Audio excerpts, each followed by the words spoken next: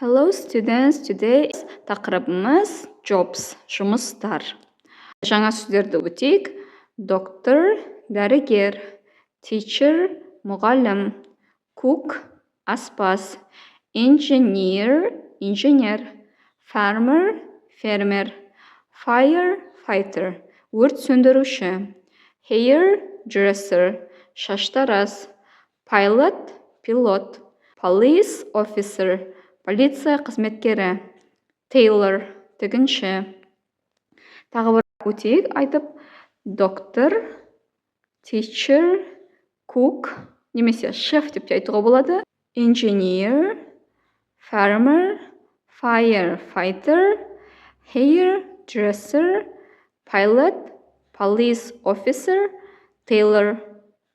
Енді осы сөздермен әр адам қайда жұмыс жасайды? Мысалы, дәрігер қайда жұмыс жасайды? Мұғалім қайда жұмыс жасайды? Оқушылардың сөйлемдерін қарайық. Жұмыс жасау. Дәрігер осы жерде жұмыс жасайды. Оны айту үшін біз work деген сөзді қолданамыз. Work бұл жұмыс жасау. My sister is a doctor. Менің апам дәрігер. She works in hospital. Ол works жұмыс жасайды. Hospital бұл не болды бізде? Hospital бұл емхана. Осылай алдыңғы сабақта school, airport, police station, fire station, shop деген жұмыс орындарын өттік. Осы жұмыс орындарын қайттан есіңізге түсіріп жазасыз. Келесі teacher-ға қандай сөйлем құралды? My mom is a teacher. Менің анам ол мұғалім. She works in school. Ол жұмыс жасайды. She works мектепте. In school. Келесі cook, аспаз. My mom is cook. Менің анам аспаз.